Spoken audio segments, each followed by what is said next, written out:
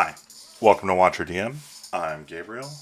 Today I am doing a flip-through review of Mythic Bastionland by Bastionland Press, designed by Chris McDowall. Illustrations are by Alec Sorensen, and editing and additional content by Sarah Acton. And then a bunch of selected inspirations, including mentions of Yochai Gall, Sophia Tinney, Isaac Williams, Andrew Kolb, Greg Stafford, and Colin LeSueur.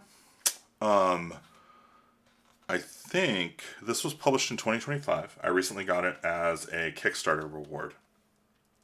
And I devoured it. We'll get into why I devoured it. But hey, let's talk real quick. So this is Watcher DM. I do these flip-through reviews every week.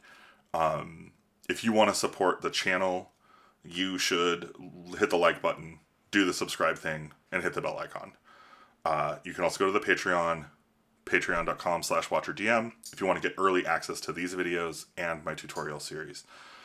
Anyway, let's get into this book, because I'm itching to get into this book. I devoured it. I read it so fast, I couldn't put it down. My partner was like, when are we running it? And I was like, tomorrow. So, first notes are the poetry. The writing is great. It's very evocative, but it doesn't wear you out. So, like, it's not trying to sell you the details of a world. It's trying to sell you the title, right? It's really very just high-level, evocative, fun delivery of content. All right, that stuff out of the way. Let's talk about the game itself. So, Beginning in Glory just talks about what you're doing. I love this. It's like, this is what this game is about. You play knights, going around, finding myths, and resolving them to get glory. There's other ways to get glory. You can raise an army. You can take over the realm. You can protect the realm. In fact, your goal as a knight is to seek the myths, honor the seers, and protect the realms. That's the game. That's what you're trying to do. There's a little bit of mechanical stuff around that. So, like, how your start works is it sets the tone for the type of game you're playing. If you're going to start as weaker, younger knights, you'll be a wanderer. Otherwise, you'll be courtier, where you're slightly more mature. Your stats will be a little bit better, but you'll be older. So you'll have less time to resolve your legacy. The ruler, you are already a mature knight who has tenants and is doing ruling a domain and has your own army, etc. There's kind of a bunch of different levels of play in this game, and one of the things I love about it is that it's a very unique, like, it expects that you're going to transition between ages and seasons. It wants that time to pass so that you can kind of experience the life of the knight outside of the context of, like, well, these were my adventuring years. It really kind of covers the rest. Okay, so knights are kind of defined by worthiness. In the end, all knights want to become worthy of the city quest.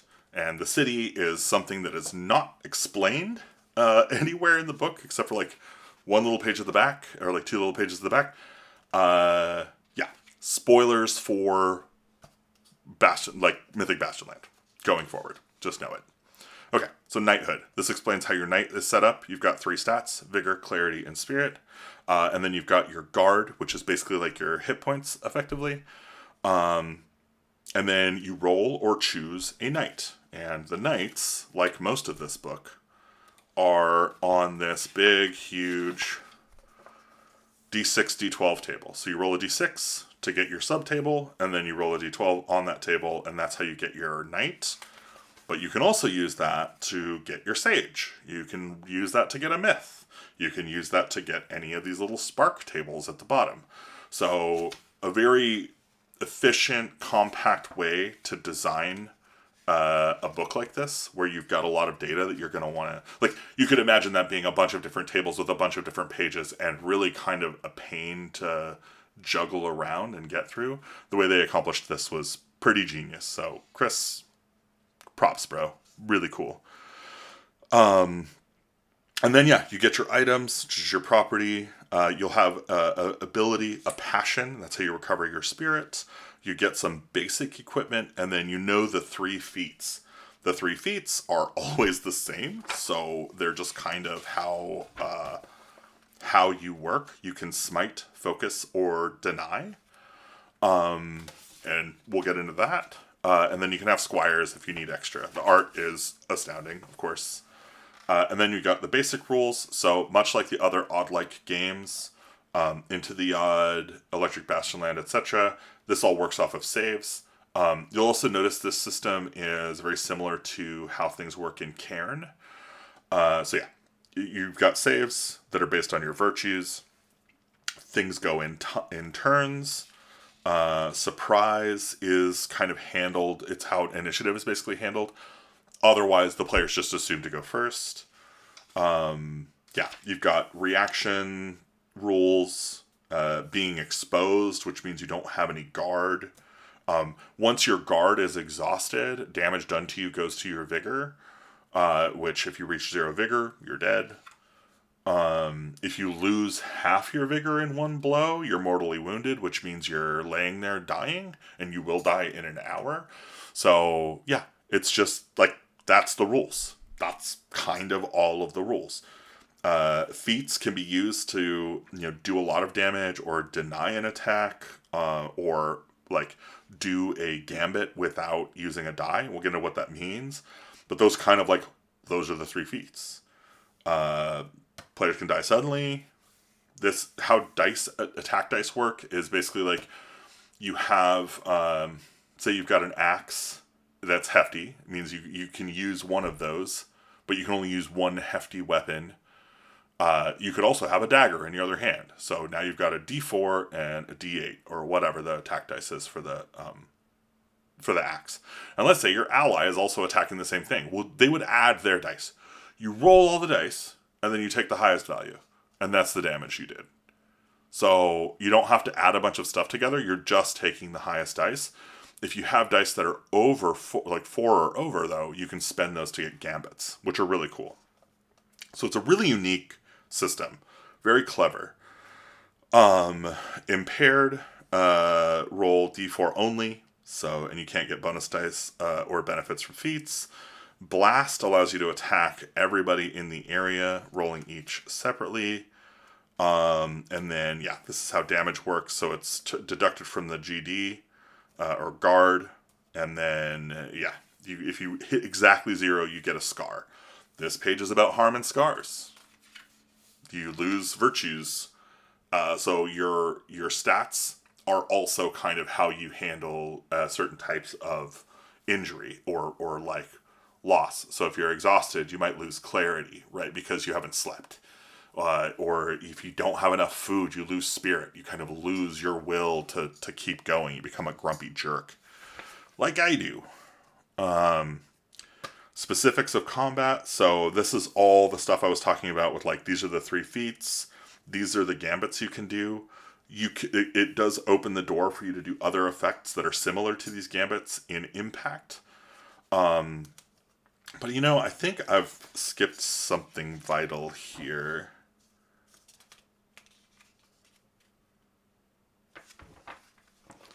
Maybe not. Maybe we're not there yet. And then there's rules on warfare. Arms and goods. So how equipment works, basically. People and realms. This is very much like what you would expect. It's crazy that all this fits on a page, honestly. That's kind of the craziest thing. But yeah, that's all the rules for all the people and realms. This is everything about crafting a realm. So it does come with digital realm sheets, like the PDF.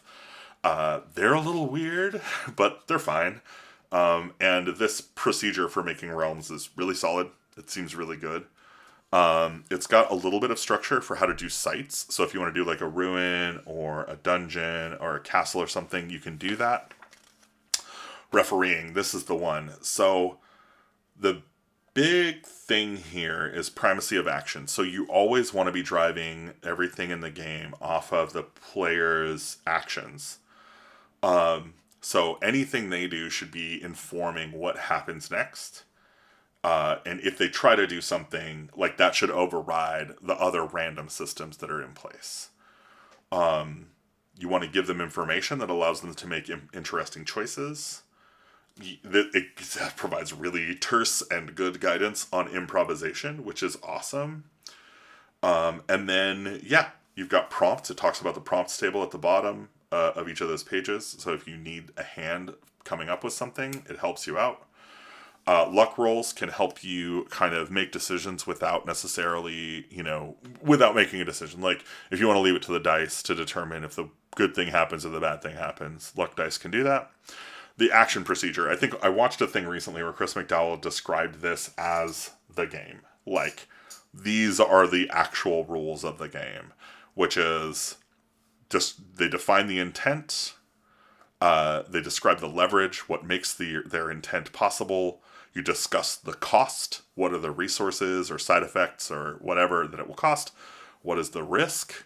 If there's no risk, there's no roll. Otherwise, make a save or a luck roll. And then impact, show the consequences. This is one of those other things where it's like, yeah, okay. Like, yeah, that's actually what a role-playing game is about. That those 5 steps, that's how role-playing games work. So it's always funny to see it written out where you're like, that's the book, and then the rest of the stuff is about the world that you're in and the people that you're being, and how to make that more fun. Anyway, success. When the players succeed a significant action, the referee does one of the following: advance, move in a good direction, disrupt, lessen a threat, or resolve, put a problem to rest. Very clear instruction. Same thing with failure, how impact works, and then ending a session. Discuss it would feel right for a session or a season or an age to pass. So it's got passage of time literally on the next page. And then, yeah, ask them if they have any ambitions for the next session. That helps you prep the next session if you want to. So how time works is each day has 3 phases: morning, afternoon, and night. So when it says, spend a phase searching or something, that's what it means. Each year has 3 seasons. And then each life has 3 ages: young, mature, and old. And that's pretty much it. As you move beyond old, things just get worse until you die. Man, the rules for old age are pretty on the nose. It hurts. Advancing time is described here. Between seasons, between ages, these are things you can do. Okay. Travel. So how travel works is, you move a hex or 2 hexes on a non-exhausted steed. The steed loses d6 vigor if you do that. So that allows you to kind of hustle if you need to hustle. But otherwise, the expectation is you're going to be trekking. Or if you have a boat, you can cruise. But these are all the travel rules on one place. Traveling blind, dire weather, local mood. That's the stuff. There's barriers, which is kind of a cool idea. So the players won't know that they can't move from one hex to another across a certain boundary, and they'll find out when they run into it, and they'll have to go around. And that's just it adds interest to kind of texture to the world. Exploration talks about how the players can explore the world, or what they can find or learn just by moving and looking. And then it talks about gathering folklore, which is kind of the other part of exploration, which is really good. Dominion rules. So this is how managing a castle basically works. And you have a council and a court, and you have to deal with crises and stuff like that. So it has kind of a political intrigue aspect of the game when you get to that level. And then it talks about authority, this is your army stuff, managing a force, which I think is called a warband. And then, you get drama in court, conquest. So yeah, there's all kinds of stuff here: taxes, tithes, and levies, mustering troops, succession, who's taken over for you. You've got some great spark tables here. These are 2d12 or d12-12 tables, I guess. For nature, civilization, people, combat. And then you got your knights and your myths. And I'm gonna flip through and kind of just show these off. But I'm not going to talk about these. There's too many. They're too good. And I would be spoiling a lot if I went through these one by one. But the structure is always the same, right? So you got the knight, you've got the poetry, you've got the property, they've got an ability, they've got a passion. Usually there's a table, a roll table associated with an ability or their passion or a piece of equipment. And then you've got the knighted by with his a seer. So this is a definition of a seer, which usually just has some stats and a description of who they are. On the opposite of that, you've got a myth. A myth is, again, a poem, a piece of art, and then a set of omens. Usually 6. I think they're always 6 in this book. I saw some from a game jam recently that had a different number, but or maybe had more. I think maybe some of these actually have more. So the omens are like the events that happen. They always happen in order. And then they will make reference to characters, and those are found in the cast area. And then there's always a little table here that you can use to kind of add some flavor or some detail to what is going on. And of course, at the bottom, we've got person, name, characteristic, object, beast, state, theme. And then on the opposite, you've got dwelling, sanctum, monument, hazard, curse, and ruin. And what's going to happen is you're going to see places where it's like, oh, this is a curse. So, oh, dizzying reeds. Okay, that's the curse. Well, what does dizzying reeds mean? I don't know. Figure it out. It's kind of on you. But these spark tables are here to kind of help you get there. So, bloody battlefield is the ruin. But this art, though, man, so consistent and, like, so well thought out. Another thing my partner mentioned that I want to call out is the use of a title font appropriately.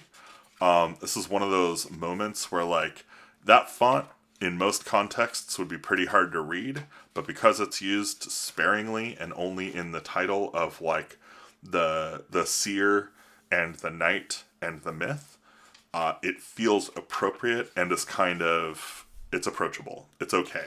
It's okay that it's a hard font to read because it's used graphically. Yeah. And this design, I know Chris has talked publicly about being tortured by his need to fit everything on a page. I am tortured by the same need. This is dope. It is honestly a masterclass. It is so nice to watch a master work and just see output like this happen and kind of inspire me to make cool stuff even kind of like this. Would be absolutely huge. Look at this. We're not even that far in. I've been just flipping this whole time. Look at these. The Cosmic Knight. Ugh. See, that's the thing. Is I could be, oh, the Temple Knight, and then I could just get into it. There's so much stuff here. What is that? 72 knights? 72 myths? 72 seers? Each one has like 3 pieces of art per page. Oh, just crazy. And these tables are really good. The snail. Oh man, I want to find the snail. So I ran this. I tried to run this for a couple of friends. We had some issues. This is the city quest. I'm going to stop here just for a moment and then move on because I don't want to spoil that too hard. And then I want to talk about this. Apocrypha. The Apocrypha is really, really genius. This is an actual like record of play from a ref and some players, and then thoughts about how that went. And it's kind of broken up across sections of the rules. So primacy of action, or teaching the rules, getting rules wrong, getting stuck, taking actions, exploration. Basically, if you're unsure as a GM reading this book how something should work in the game, you should look at the Apocrypha and see if this talks about it, because if it does, it should give you the guidance you're looking for. Mass combat, dynamic combat, advancing time, trade, weapons, death, virtues, traveling, hospitality, landmarks, folklore, omens, mapping a realm, between ages, council and court, crises, delving into tomorrow. So this actually connects, this is how you can connect this game with the other, into the odd games, into the odd at Electric Bastionland. And then thankfully he provided an index, so if you're looking for a specific word, you can find where to find it. We end with some poetry and all the spark tables stuck at the back here with all the art coating the insides of the book. The artifact of this book is astounding. It is kind of a soft touch laminate. I'm not sure that's actually soft touch laminate. It's got that kind of matte style. It is stitch bound. Got a ribbon for a bookmark, and yeah, just a great book. Honestly, worth it for the coffee table. Like I would be proud to put this on my shelf, like as a thing to show off. The fact that I also desperately want to play more of it every day. It's not going to be on my shelf very long. It's also not going to be in this condition very long. All right. Thanks for watching. I hope you'll pick up Mythic Bastionland before Into the Odd. Really, really solid book. If you liked this video, you should hit the like button, subscribe, hit the bell icon stuff. If you want to support me, you can go to watchyourdm.com and pick up any of our adventure or game content, or you can go to patreon.com/watchyourdm, where I drop these videos a week early. And you can tell me what you'd like to see or what you'd like me to make. I also do ship some custom, like not custom, but like exclusive content for paid patrons there. Thanks so much for watching.